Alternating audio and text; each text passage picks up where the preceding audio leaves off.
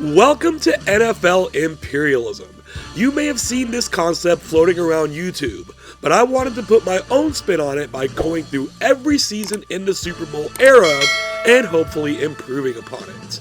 We simply spin a wheel with all the teams' names on it, then spin an arrow to see what direction they will take from their place on the map. Landing on another team's territory will give us that game. For a more thorough breakdown of how imperialism works, be sure to check out the beginning of our initial video of the 1966 season. That is linked down in the description below. Beneath that is a link to the imperialism playlist consisting of all completed imperialism seasons to date. Otherwise, we are ready to start. We're back with another season in the span of 3 where the New England Patriots, despite being an excellent football team, were nonetheless gifted a Super Bowl championship. This is 2016, a season which ended with Super Bowl 51, the first Super Bowl to ever go to overtime, and it featured the Atlanta Falcons losing to those same Patriots. And yes, that is the accurate way to describe how this game went down. It was the first example of a phenomenon known as Shanahanning. Shanahanning is the act of holding a double-digit lead in the Super Bowl before blowing that lead and losing the game. I have deeper thoughts on this that I have placed in the description of this video. Now, as we said, the Patriots are still an excellent football team, and they indeed land the top spot in this season's rankings ahead of the Atlanta Falcons. We do see a new team of sorts in the bottom 5, that being the Los Angeles Rams. After 21 seasons in St. Louis, the Rams returned to LA this season, giving us the first change in our map since 2002. It will take another year for them to finally escape their terrible form of the previous decade. It's time to get this thing on the field. Imperialism 2016 begins now. This is Imperialism 51, but we're still able to get firsts. That is the first time the first spin has ever landed on the Dolphins. They've been in the first game before, but never on the attack. There's nowhere for them to go except to Tampa to play the Buccaneers. The Bucs come out firing, quickly moving the ball to the 7-yard line. Jameis Winston is going to find his slot receiver, Russell Shepard. That's going to be a quick touchdown, putting the Buccaneers up by a score of 7-3. The Dolphins are able to respond with a field goal, and on the ensuing kickoff, rookie Ryan Smith quickly will fumble the ball. The ball is loose. The Dolphins will pick it up at the 37-yard line, running it down inside the 10, taken down at the 6, but they can only get another field goal. So they cut the lead down to 7-6. The Bucs are on the move again. They're not running the ball very well, but Jameis Winston's moving it through the air. They're at the Miami 22-yard line. Winston will once again find Russell Shepard for the touchdown. He has gotten his hands on the ball twice in this game. They've both gone for touchdowns. It's 14-6 Tampa as we move into the second half. The Dolphins are finally getting the ball moving. They're at the Tampa 25-yard line. Ryan Tannehill throws it up to Kenny Stills. Goes up, makes the catch, avoids a couple of tacklers, gets in for the score. It's still early enough in the game for Miami to kick the extra point. Tampa still leads, and they're once again on the march. 3rd and 4 from the Miami 31. Winston's going to try to run for the first down. He doesn't get it. That's going to lead to a field goal. We're now down to 2:06 remaining from the 45. Ryan Tannehill holds it till the very last second, gets the pass off to Jarvis Landry. The Buccaneers defense seemed to have lost them, and for the first time in this game, Miami's taken the lead at 20-17. Tampa's going to have a chance to tie or take the lead here. From the 28, Winston is wrapped up in the backfield. He hasn't gone down yet. Escapes and gets the pass off to Cameron Brate. What a play there by Winston. 25-yard gain, but Tampa is quickly facing a 4th and 6. He will try to step up in the pocket. Doesn't get away this time. The Dolphins take possession, run out the clock, and win this game on the road 20-17. That was quite the fun offering for our first game of the season. the Dolphins will take over the Buccaneers' territory, but they remain in a place where if the wheel lands on them, they have to go on the attack. The wheel is spinning. It's just going to pass the Bills and hit the Bears. They're going to go southeast, not southeast enough to avoid hitting the territory of the Indianapolis Colts. Indy leads 3-0 in the first quarter just inside Bears territory. This handoff will go to Frank Gore. He is very elusive, getting around several different Bears tacklers. From here, he's using his power, and he's able to get away and score the touchdown, showing that the old man still has some tread on those tires.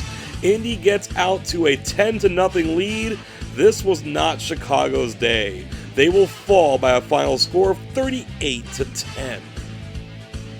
Easy does it for the Colts. They will take over the Bears' territory, moving ever westward on the map. We're getting back on the field here. The wheel will select the New York Jets. They're going to head to the northwest. That's going to catch the territory of the Philadelphia Eagles. We're scoreless in the first quarter. The Jets are backed up inside the 5. Matt Forte on a direct handoff is taken down for the safety. That's Brandon Graham getting the job done.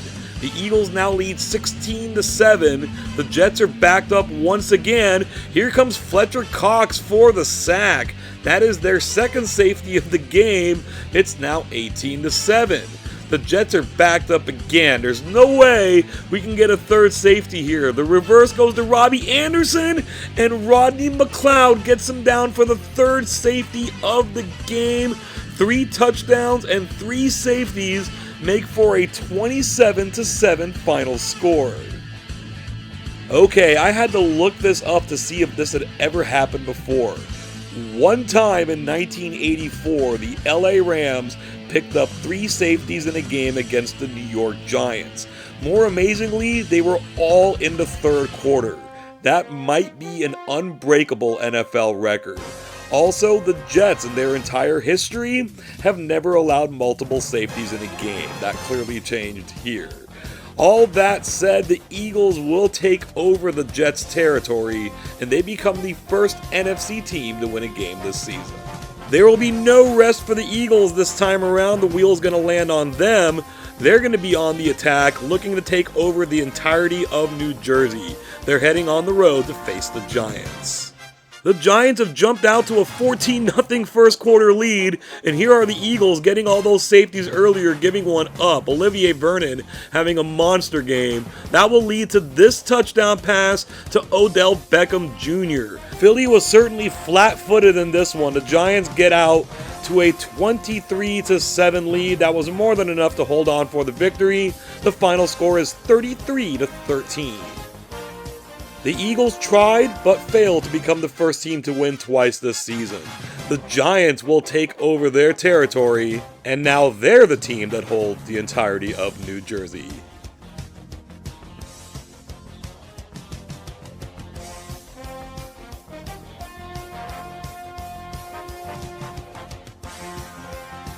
We're now getting the first action of our new map. The Raiders are chosen on the wheel. They're heading south. This is now where the Los Angeles Rams reside. Hostilities are being renewed. Oakland at LA is next. The Raiders hold a 14-point lead late in the third, deep into Rams territory. Derek Carr looks for Amari Cooper. Easy pitch and catch for the touchdown. With time running out in the third, the Raiders take a 24-3 lead, and they're going to cruise on to a 33-3 victory. The 2016 season marks the Raiders' first playoff appearance since their Super Bowl appearance in 2002. They're getting Imperialism off to a good start. They will take over the Rams' territory, and it's going to be till next season before the Rams start to get pretty good. We give this wheel a spin. It's going to land on the 49ers. The arrow's going to take them south. They're going to hop across the bay to face the Oakland Raiders. The Niners are backed up at their own 20-yard line, only trailing 3-0 in the second quarter. The pitch to Carlos Hyde goes nowhere. Even worse, Reggie Nelson will force the fumble. Bruce Irvin's going to scoop it up. They were not able to get him. He runs it back in for the touchdown. That's going to give the Raiders a 10-3 lead, and from here the dam broke wide open. The Raiders win this one in a laugher, 45-6. The Raiders become the first team this season to grab a second win. They will take over the 49ers territory, and their conquest of California is almost complete. Back to the wheel we go. It's going to be landing on the Houston Texans. The arrow takes them slightly to the northeast. That's still going to run into the territory of their in-state rival, the Dallas Cowboys. Once again, the Texans will be taking on the uniforms of the Buffalo Bills. It's been a back and forth game. Houston trails by 8 in the fourth quarter. The reverse to Will Fuller does not work. Orlando Scandrick is going to knock the ball loose. The Cowboys pick it up and run it back into the end zone for a touchdown. The second scoop and 6 in a row we've seen. This one is from Tyrone Crawford. That will put the Cowboys up 28-13. They'll tack one more on and get this game 35-13. Houston did well to last as long as they did with the top 5 Cowboys, but they fell in the end. The Cowboys will take over their territory, and the state of Texas is entirely theirs. We went west, we went central, now we go east, specifically southeast. The Jacksonville Jaguars turned their gaze toward the Miami Dolphins. The Jags jumped out to a 14-0 first quarter lead, but Miami's looking to get some back. Ryan Tannehill finds Devontae Parker for the touchdown. That will not make it 14-7. It will make it 14-8. Miami went for 2 and got it. On their next drive, Jacksonville drives it down to the 3-yard line. Blake Bortles drops back to pass, looking for his tight end, Mercedes Lewis. Touchdown in the back of the end zone. Order would seem restored for the Jags. That will make this a 21-8 game. It's now 21-15 in the third quarter. Time is running out in that quarter. Blake Bortles looks for Allen Robinson. He makes the touchdown catch. That's going to give the Jaguars their 13-point lead right back at 28-15. We switch sides now in the fourth quarter. The Dolphins have it at the Jaguar 25-yard line. We now have under 3 minutes to go. Ryan Tannehill looks downfield for Jarvis Landry, catches it at the 9, turns around and scores the touchdown.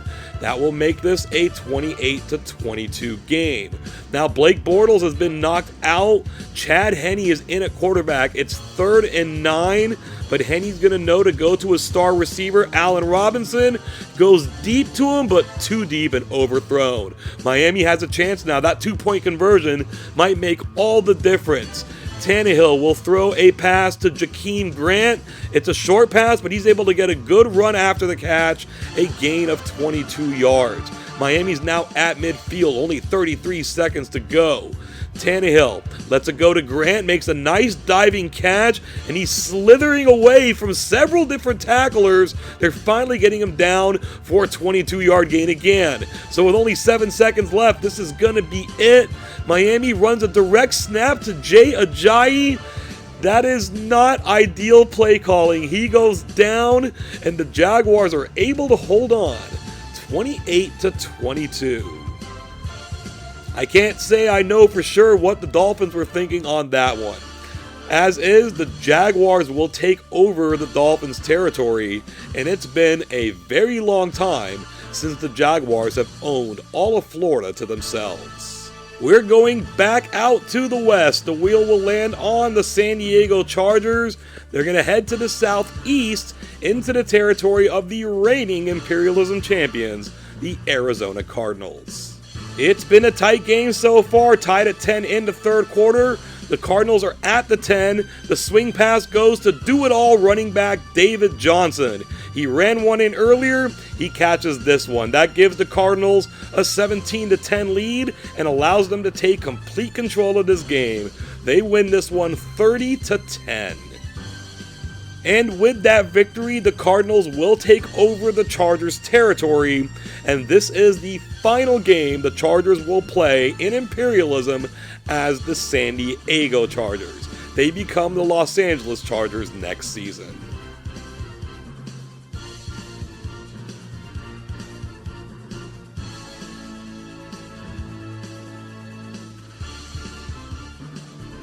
the Jaguars may own all of Florida, but they have to defend it now against the number 2 team in our rankings and the NFC champions, the Atlanta Falcons.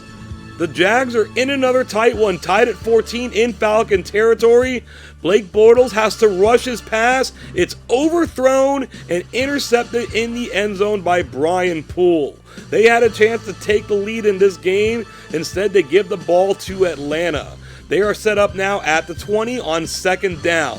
Matt Ryan has time, goes deep to Julio Jones, catches it in stride and is off to the races. He is getting to the 20-yard line just about. That turns out to be a 59-yard gain. Julio's going to get the touchdown catch. What a swing for the Falcons. They take a 21-14 lead. Julio Jones continued to dominate, scoring one more in the fourth, part of his 210-yard effort. Atlanta wins this game 28-14. The Jaguars wound up showing out pretty well this season. That's good news for them because they've got a good team coming in next season. But in the end, the Falcons will take over their territory, and their potential redemption begins right here.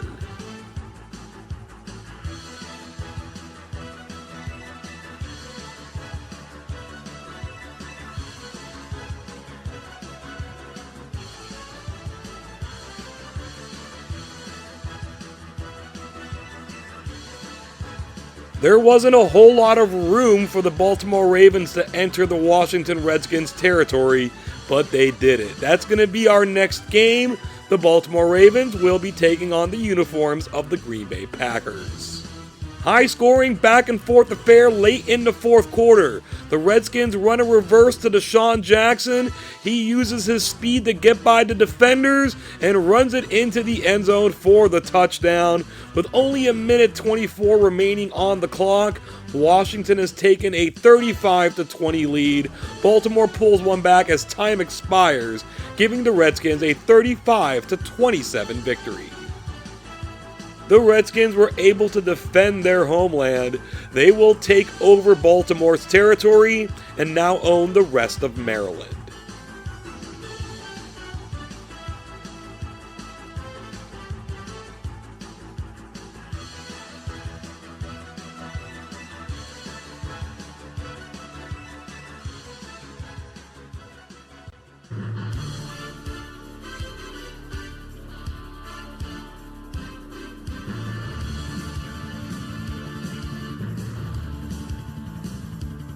We've gotten by with a lot of this game without too much expansion. We did a lot right there, all of it leading to getting the Redskins right back on the field.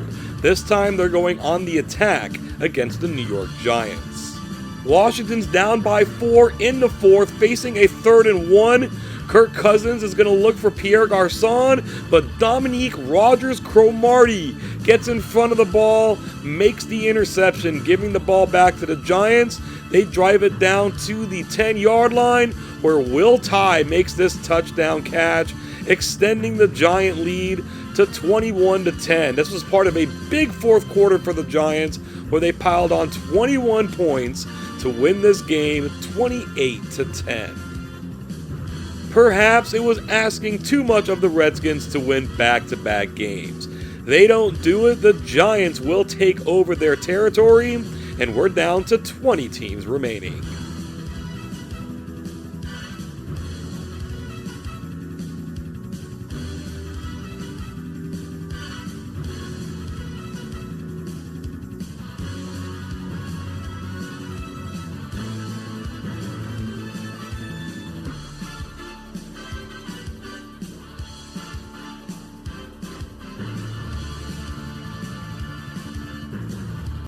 We get in another long round of expansion before getting 2 teams on the field for the first time this season.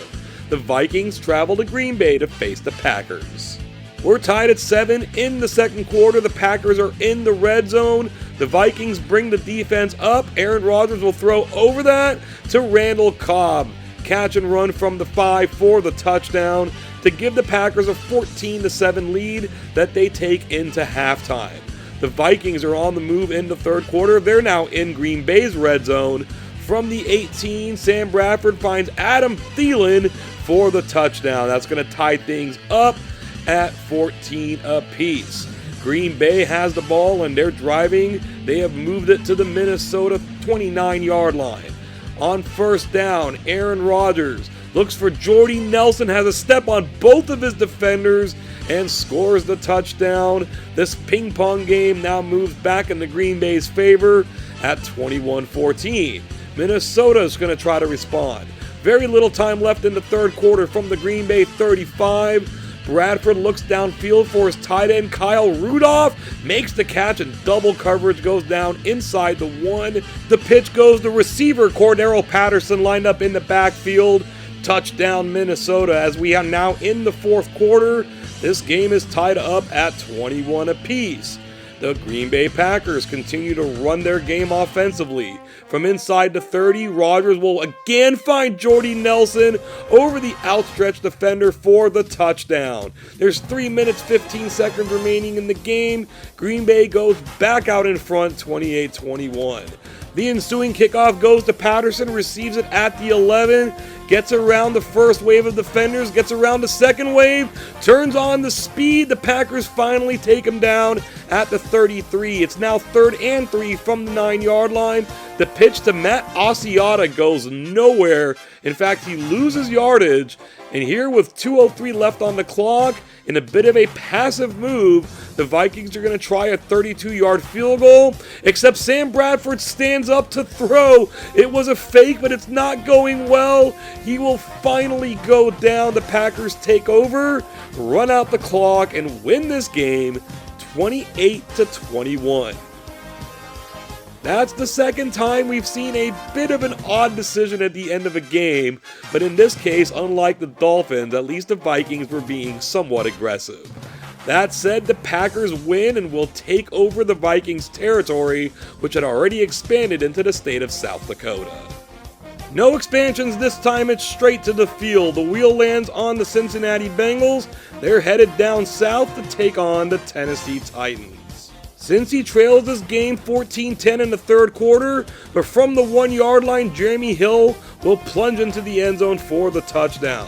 The Bengals played a shaky first half, but got their footing in the second half.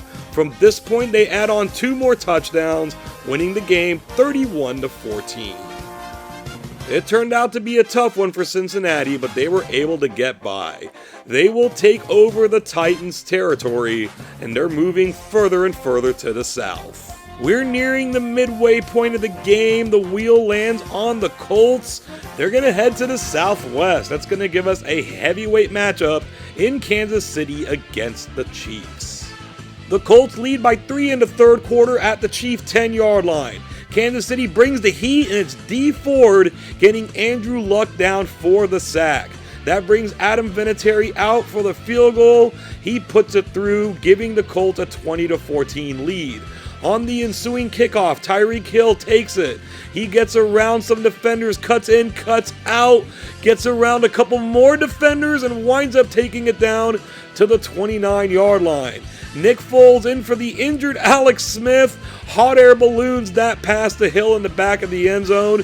He's doing it all for Kansas City right now. It's 21-10. The Chiefs will force a 3-and-out, and Tyreek will now take the punt return from the 16-yard line. He's doing some magic again, but this time he's hit, and the ball is loose. The Colts pick it up and are running it back. Tyreek giveth, Tyreek taketh away. Philip Dorsett with the scoop and score puts the Colts back into the lead at 27-21. The Chiefs have the ball again. They are at the 31-yard line, their own 31. The handoff goes to Spencer Ware. He will fumble the ball as well. The Chiefs having trouble holding on to it. The Colts run it back to the 20-yard line, leads to a field goal. It's now a 9-point game, 2 possessions. Nick Foles, he's going to look for Tyreek Hill. Another lofted ball, and it's overthrown. It's tough to overthrow Tyreek Hill. On 3rd and 2 now, From the 32, Spencer Ware takes the draw, cuts through several defenders, and he's able to get it down to the 2-yard line. There is under a minute to go in the game. Nick Foles is going to run it in himself. Touchdown Kansas City, giving them a chance. They go for 2 for some reason. They get it. That makes it a 1-point game. Regardless, they have to do an onside kick here. Cairo Santos puts it down, but Dwayne Allen recovers for the Colts. They're able to run out the clock, and they win this game by the fairly odd score of 30-29. The Chiefs had every opportunity to win this game, but mistakes were their undoing. The Colts go into Kansas City and take over their territory, and they've got themselves a nice swath of land in the Midwest.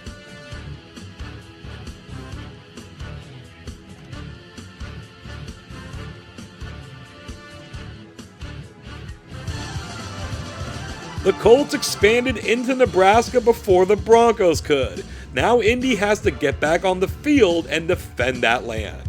This is a 3-0 lead in the third quarter. The Colts trail, but they have it at the Denver 35. Going deep to T.Y. Hilton is always a good idea. He makes the catch for the game's first touchdown. The Colts get out to a 7-3 lead. The Broncos are now moving the ball. Maybe this game's starting to open up a little bit. They're inside the 50-yard line. Trevor Siemian has time in the pocket.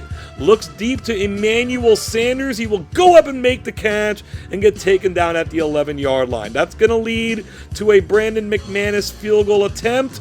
It is good. The lead is cut down to 1 at 7-6. Denver has the ball again, and they're at the Indy 23-yard line. On 3rd and 12, Trevor Siemian's going to throw this ball to Emmanuel Sanders again, and he gets it down to the 2-yard line. Maybe they won't have to settle for the field goal this time.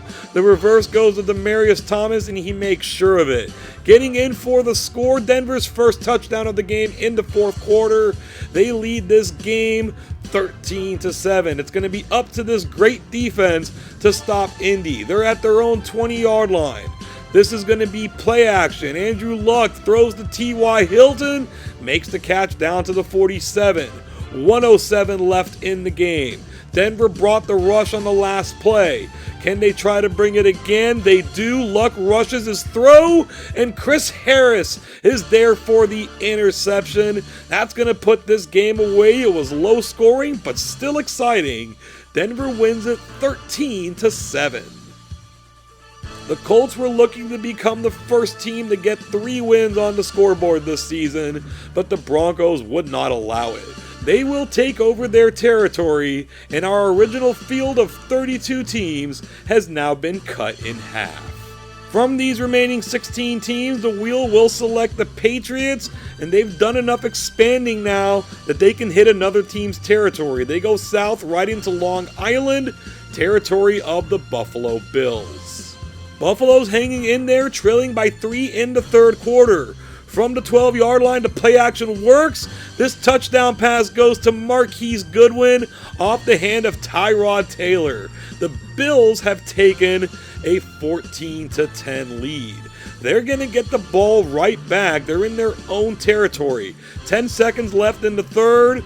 Tyrod climbs the pocket, goes deep to Robert Woods. Great play by Buffalo. Woods is continuing to fight. He will finally go down as we enter the fourth quarter. Buffalo leads this game. From the 14-yard line, the Patriots bring the blitz. Taylor beats it with a pass to Charles Clay. He'll get into the end zone, and the Bills have extended their lead to 21-10. Their defense has been great to this point, but New England's driven it down to the 27-yard line. Tom Brady's going to look for his favorite receiver, running back James White. He will make the catch in coverage down to the 1-yard line. On the next play, White's going to take the delayed handoff, run it in for the score. The Patriots are going to kick the extra point. It is now 21-17. They try an onside kick and it fails, so Buffalo has good field position. They're at the New England 39 on 3rd and 3. LaShawn McCoy's going to fight ahead and get the first down. That's keeping this drive alive and giving Buffalo a chance to drain clock. On 3rd and 10 though, they need to throw. Tyrod looks for Robert Woods, catches it and scores, and inside the 2-minute warning, the Bills have re-extended their lead to 11 points. They're going to have to rely on their defense. New England's at their own 24. The Bills decide to crowd the line. Off the play action, Julian Edelman will run free and make the catch passing midfield. That was an aggressive call by Buffalo that did not work. The Patriots are at the 39-yard line. They're going to run another play action. On the in-cutting route, Edelman will make the catch, gets it down to the 22. He is so valuable in these situations. On the next play, 1:06 to go. The Bills leave Edelman alone, and Brady's going to find him in the end zone. So with 49 seconds left, this game still has a chance to go New England's way. It's 28-24. They failed their previous onside kick. Can they get this? Buffalo know it's coming, but they cannot fall on it, and there is light with 49 seconds still remaining from the 50. The Bills do not cover Edelman, and Brady finds him. They are collapsing before our eyes. He's down to the 12-yard line fighting for yardage. And during that fight with 22 seconds remaining, he has been removed from the game injured. That might complicate things for New England as they try to get into the end zone to win this. From the 12. Brady's going to drop back. He's going to look for James White. Of course, he makes the catch down to the 6-yard line. 8 seconds left to go. This is it. Once again, the play action. They leave. It's not Edelman. It's Malcolm Mitchell with zeros on the clock. Left alone in the end zone. The Buffalo Bills have fallen apart.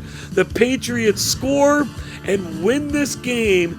35 points were scored in the fourth quarter. The final score is 31-28. It would appear that every single team in the NFL at some point, whether in real life or in imperialism, decides, hey, we want to gift the New England Patriots a victory. The Buffalo Bills did just that. The Patriots will take over their territory, and this imperialism is maybe starting to replicate the real 2016 season.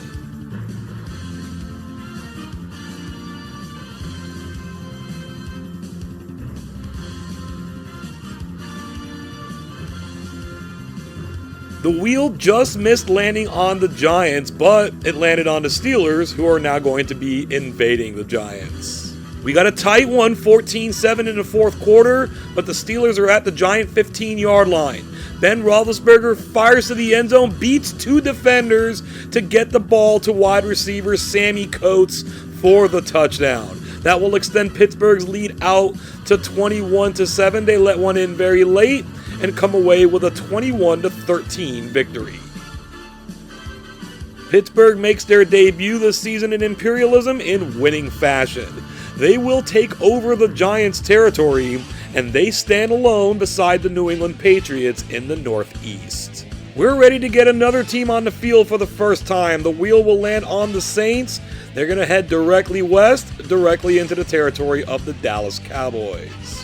Dallas enters the second quarter with a 7-0 lead and the ball. The direct snap goes to Ezekiel Elliott. He goes right through the middle and across every defender on the Saints. They finally catch him at the 29. He's not down yet, and he does break away. He has a chance to score the touchdown here, but the Saints will take him down inside the 1-yard line.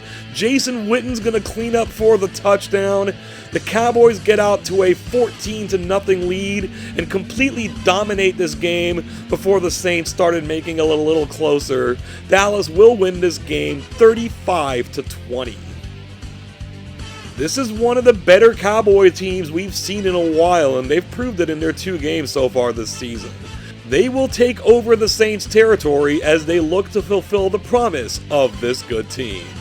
We're ready for another first-time team. The wheel lands on the Detroit Lions. They're going to head to the Northwest. That will run into the territory of their division rivals, the Green Bay Packers. It's been a shootout so far, tied at 14 in the second quarter. Green Bay has it. Aaron Rodgers, the quick pass, goes to Jordy Nelson. He'll run it in for the score. In the third quarter, they run the same basic play, and Nelson's going to run it in for the score again. What was a shootout has become one-way traffic.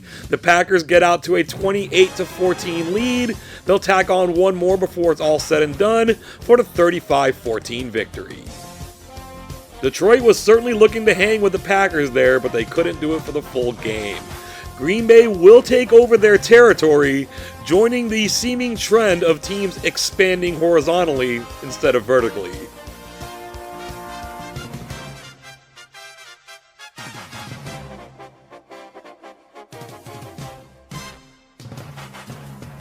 It's time for a big game on the West Coast. The Oakland Raiders will be invading the Seattle Seahawks. We've got a defensive battle. Oakland has the ball, trailing 3-0 late in the first half. Derek Carr gets the pass off to Amari Cooper, catches it at the 26, turns around, and has nothing but green grass. He will score the game's first touchdown, giving the Raiders a 7-3 lead that they're going to be taking into the second half. They've got the ball again in their own territory. Carr's going to drop back, find rookie running back DeAndre Washington, but Richard Sherman is going to jar the ball loose. The Seahawks pick it up, get a good recovery, and take over in plus territory. They're now facing a 3rd and 22 though. Out of the shotgun, Russell Wilson's going to find Paul Richardson. He's making an effort for the first down, and he gets it. What a play by Richardson. Seattle's now at the edge of the goal line looking to take this lead. Russell Wilson will keep it on the rollout and score that touchdown.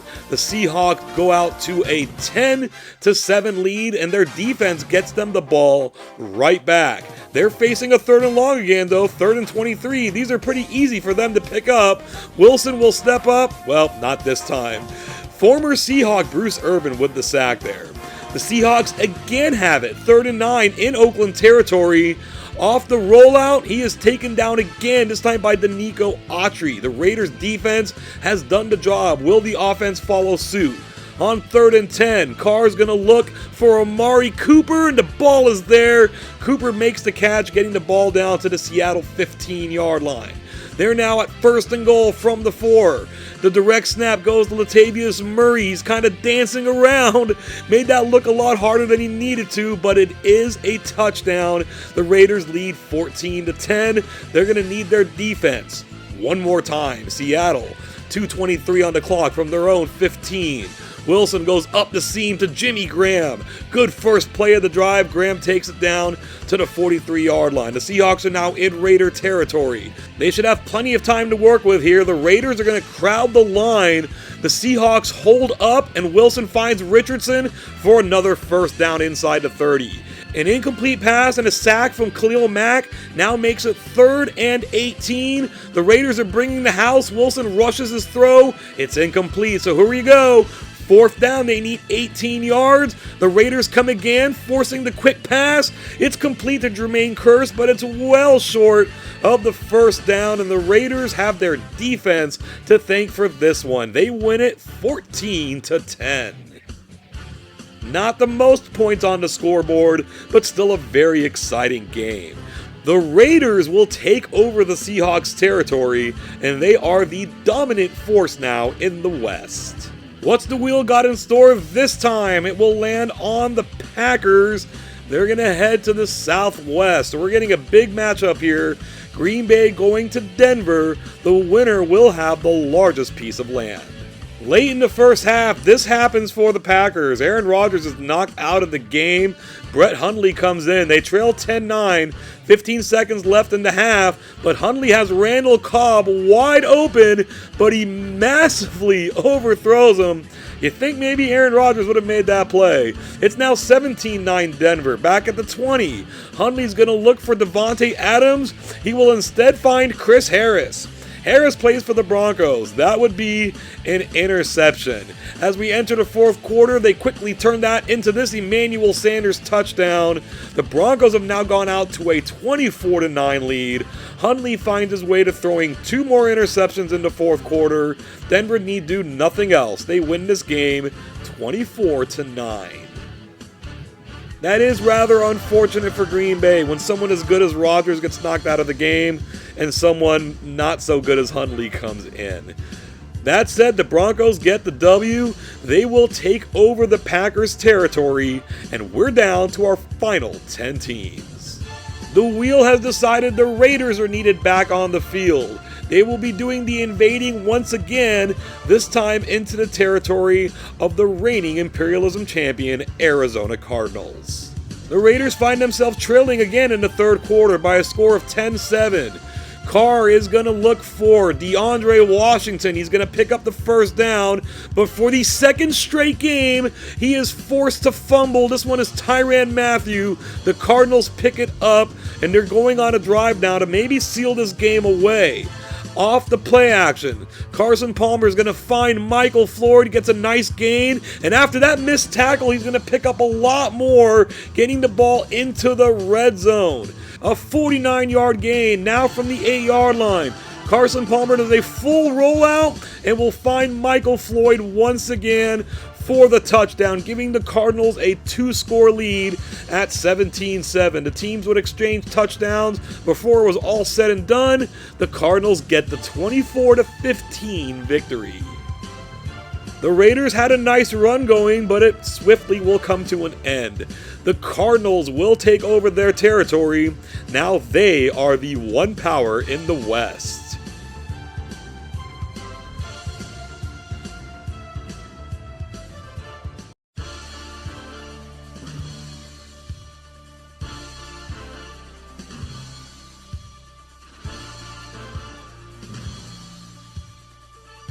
What a game we have in store next. The reigning Super Bowl champion and 4-time Imperialism champion New England Patriots heading on the road to face Imperialism's most successful team, the Pittsburgh Steelers. New England has the ball first, and they're going to be looking to strike quickly. From their own 45, Tom Brady throws to Julian Edelman, makes the catch, and runs it down inside the 20-yard line. But New England can go no further from here. Stephen Gostkowski comes out for the field goal. He puts it in. The Patriots take an early 3-0 lead. Now late in the first quarter, facing 2nd and 16. Ben Roethlisberger has time. Will be looking to go deep to Antonio Brown. He'll make the catch. New England's defense slow to react. They finally track him down inside the 20. A 59-yard gain, but they too can go no further. Chris Boswell comes out for the field goal. It's good. We have a 3-3 ball game. We're now later in the second quarter. It's still 3-3, but Pittsburgh has it at the New England 30. Roethlisberger will go to Brown again, makes the catch, taken down inside the 1-yard line. He gets the touchdown here on the next play. These two teams have been going at each other, but they're holding up when they need to. Pittsburgh breaks through with the touchdown. It's 10-3. That is still the score in the fourth quarter. From the 10, off the play action, Roethlisberger will look for Eli Rogers.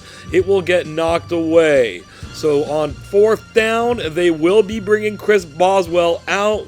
Go ahead and try to take a 2-score lead. A short field goal coming in from 29 yards. The Patriots come after it, and they will block it. The Patriots defense and special teams always coming through. It's up to the offense now. 3:04 to go. Out of the shotgun. Tom Brady's going to look for Julian Edelman. This is the only play that's worked for the Patriots today. They're in Pittsburgh territory. On 3rd and 2 from the 39, Brady looks to the other side of the field to Chris Hogan. It's knocked away. With 2:08 left in the game, the Patriots will go ahead and try this field goal, putting their faith in their defense. It's a long one though, 57 yards. Gostkowski puts it up. He's got the leg, and it's good. So it's 10-6. Will New England kick this away, or will they kick it onside? They will kick it away. Incredible faith in that defense. Fitzgerald Toussaint returns it out to about the 38-yard line. It is 3rd and 22. The defense has done the job, but Ben Roethlisberger will go to Antonio Brown, leaps up, makes the catch, gets it to the 44 with 1:30 left. The Steelers are able to run out the clock and win this game 10-6. In a game where the Patriots only allowed 10 points, they're not able to get the victory. The Steelers will take over their territory. This season, Super Bowl champions are gone, and the Steelers own the Northeast.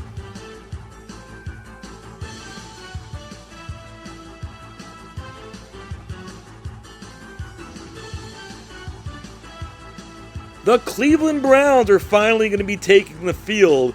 They're heading to this map's Leviathan to play the Denver Broncos. Cleveland's hanging in there. It's 10-3 in the third quarter, but the Broncos are in the red zone. Trevor Siemian finds Demaryius Thomas camping out in front of the end zone, makes the catch, turns around, scores the touchdown, extending the Bronco lead to 17-3. By the time it's all over, we get ourselves a fun final score of 23-11. These are darker days for the Browns franchise, so for them to go into Denver and put up a fight isn't too bad. But they lost. The Broncos will take over their territory, and we're down to 7 teams remaining. There's no time to rest for the Broncos. They're getting right back out there on the attack down south to face the Dallas Cowboys. The winner of this game will essentially own the center of the country. We're late in the third. Dallas leads 14-7. The handoff goes to Ezekiel Elliott. He's able to break a tackle, pick up a nice couple of blocks, getting it inside the 10, spins away, and scores the touchdown. Zeke's had several long runs in this season's Imperialism. This is the first one he's able to get into the end zone. Dallas takes the 21-7 lead. They're able to hold on for the rest of the way. A 28-17 final score victory. The Broncos have had a nice run, but it's over. The Cowboys will take over their territory. They have the Cardinals to the west, 4 teams to the east. They're certainly going to have to play maybe multiple more games if they want to win this season's crown.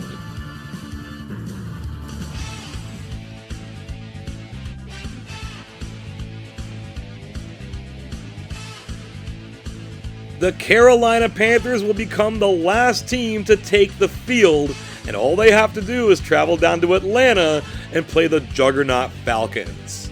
Atlanta has the ball in the second quarter, trailing 7-3. Matt Ryan's attacked by the defense. Kawan Short knocks the ball loose. Carolina scoops it up. They have a pathway to the end zone, but the Falcons take them down at the 3-yard line. It's 2nd and goal now from inside the 1. Cam Newton will punch it in for the touchdown, giving the Panthers a 14-3 lead. This was the story of this game. Atlanta's offense was sloppy and turnover prone. Carolina took advantage at every turn and win this game in a laugher, 42-20. And wouldn't you know it, the Falcons gonna Falcon. The Panthers will take over their territory, and we're now 4 games away from crowning 2016's Imperialism champion. Here will be the first of those 4 games. The wheel selects the Arizona Cardinals. They're being taken to the east. This will be for more than half the country, it would appear. The Cowboys will host the Cardinals. Arizona's already got out to a 7-0 first quarter lead. They have the ball again. David Johnson takes the handoff, and he looks like the pig at a county fair. The Cowboys cannot corral him. He runs it in for the touchdown. The Cardinals have a 14-0 lead at the end of the first quarter. They're able to maintain that the rest of the way, winning this game 28-13. Let's get the map business out of the way right here. The Cardinals will take over the Cowboys' territory. We've had a couple of upsets in the past 2 games. These are our final 4 teams, and among them, only the Pittsburgh Steelers carried a winning record in 2016. This is truly their imperialism to lose. We're getting ready for a photo finish here. The wheel's going to land on the Panthers. The arrow takes them to the northwest. That was almost an expansion into Alabama, but we can see here that arrow is clipping into the territory of the Cincinnati Bengals. That's going to be our next game. In this battle of field goals, Cincy leads 6-3, but Carolina has it. Jonathan Stewart goes up the middle. George Iloka will force that ball free, and the Bengals will recover it. They've done well to get it to the 10-yard line, but it's third down. They're going to run a reverse to A.J. Green. He will find the edge and get into the end zone, the first touchdown of the game for either team. The Bengals get out ahead 13-3. They quickly score another one, and they put the locks down on Carolina's offense, winning this game 20-3. The Panthers looked like they were trying to avoid a game based on that arrow spin, but it did not work out for them. The Bengals will take over their territory. We have these three teams remaining. All of them have exactly one Imperialism title game appearance and one Imperialism title game victory.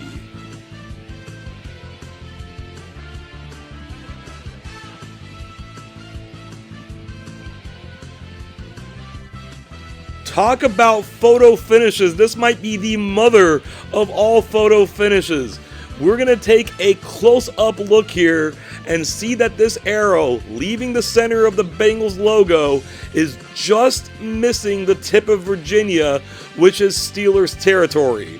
As we now back up the map again, this arrow is heading into the Cardinals territory. That means that the Pittsburgh Steelers will be in the Imperialism Championship game, and they will be playing a team with a losing record. Will it be last season's champion, the Cardinals, or will it be their division rival, Bengals? Let's get on the field and find out. Cincinnati trails 10-7 in the second quarter, but they're in Cardinal territory. Andy Dalton looks downfield for A.J. Green, makes the catch in stride for the touchdown. Cincinnati will have their first lead of the game. There's still time left in the second quarter, though. Former Bengal quarterback Carson Palmer will try to lead the charge. 1:34 to go. The Cardinals have their own star wide receiver. Larry Fitzgerald makes that catch, setting up a good Cardinal drive. They have to settle for the field goal, though, with 24 seconds remaining. This is 26 yards from Chandler Catanzaro, but he will miss it. It stays 14-10. Cincy will add a field goal in the third. It's 17-10. Carson Palmer is taken down for the sack. The Bengals get the big play there. Domata Peko. That will lead to this punt. The Bengals are coming after it, but they get it away. Alex Erickson will receive at his own 16-yard line. Gets it out to about the 32. He's held up, but he gets away. He is making a good run for this. This is better than if they had blocked the punt. He gets taken down at the 29-yard line. Now in the fourth quarter, the first play. Dalton's going to look for Brandon LaFell. He goes up and makes the catch. Touchdown Cincinnati. They take a 24-10 lead. They will add 2 more field goals before the game is over. They win this game 30-10. And with that victory, they eliminate the Cardinals and advance to the Imperialism title game, where they have to face off against their division rivals, the Pittsburgh Steelers. Pittsburgh's been aching for an Imperialism title. It's been 38 years. For the Bengals, it's been 27 years. These guys need to get on the field. We need to spin the arrow to find out who will be on the attack. That spin is gonna land on the Steelers. The Bengals are certainly heavy underdogs coming into this game. Maybe being at home will give them a shot. It's the Pittsburgh Steelers and the Cincinnati Bengals for the 2016 Imperialism Championship. The Steelers have run the ball on every play of their opening drive to get it down to the 29-yard line. Off left tackle, Le'Veon Bell will finally get off a long run. This is what they've been building to. He gets it down to the 1-yard line. On the next play, Bell's going to take it in for the score. So without throwing a pass, Pittsburgh has gotten out to a 7-0 lead. The Bengals will get the ball. We'll see how they will respond. They're facing a 3rd and 3, their own 44-yard line off the draw. Jeremy Hill will pick up the first down, but Sean Davis forces the ball loose, and the Steelers will get it in Cincinnati territory. Big turnover there after a 6-yard run. From the 40, Le'Veon Bell goes right up the middle, squirms his way through all the defenders, spins away from a couple more, gets away from more, and a spectacular touchdown run there by Le'Veon Bell. The Steelers continue keeping it on the ground. They've jumped out to a 14-0 lead. Cincinnati's almost in desperation mode now. They're at the Steeler 43-yard line in the second quarter. Jeremy Hill will go around left end, gets a nice run, will look to hold on to the ball this time. He does, since he is set up at the 23-yard line. They've moved it to 1st and goal from the 9. The Steelers will crowd the line. Andy Dalton will try to throw over it. He steps up in the pocket, fires to A.J. Green. What an important touchdown that was for the Bengals. That will keep them in the game. That'll make it 14-7. The Steelers have had success on the ground, so they're going to keep it on the ground. This is a reverse to Antonio Brown. Gets past all the defenders, breaks a tackle. He's going to pick up a good chunk of yards there, about 35 yards. They're going to run the reverse to Brown again, and he will once again pick up big yardage. 35 yards again. It's going to be 34 yards down to the 1. Le'Veon Bell, his 3rd touchdown of the game. I know I sound like a broken record, but the Steelers have yet to throw one pass in this game, and they lead 21-7. Cincinnati has now entered Steeler territory. Andy Dalton drops back to pass. Looks for Uzama, but that's a bad pass. Ross Cockrell will make the interception, and the Steelers are going to have a chance to put this game away right here in the first half. Out of the shotgun, 1:25 to go. Roethlisberger's going to throw a pass, and it's a terrible pass, intercepted by Adam Pac-Man Jones. Maybe that's why they haven't been throwing it. Since he will get it in the field goal range, Mike Nugent will come out for a 43-yard attempt. The kick is up, and it is no good. A wasted opportunity there for the Bengals. We're now in the second half. From the 28-yard line, Roethlisberger's going to throw and complete it to Eli Rogers. There you go. They can throw the football. They are going to move it down to the 1-yard line. Roethlisberger will take it in himself. We're late in the third quarter. That's going to about put it away. It's 28-7 Pittsburgh. For good measure in the fourth quarter, Le'Veon Bell will score his 4th touchdown of this game. The Steelers run away with this one, 35-7. And at long last, for the first time since the 1978 Imperialism season, the Pittsburgh Steelers plant their logo in the center of this map of the United States. For the second time, they are Imperialism champions. When the New England Patriots advanced to Super Bowl 51, they did so by defeating the Pittsburgh Steelers in the AFC Championship game.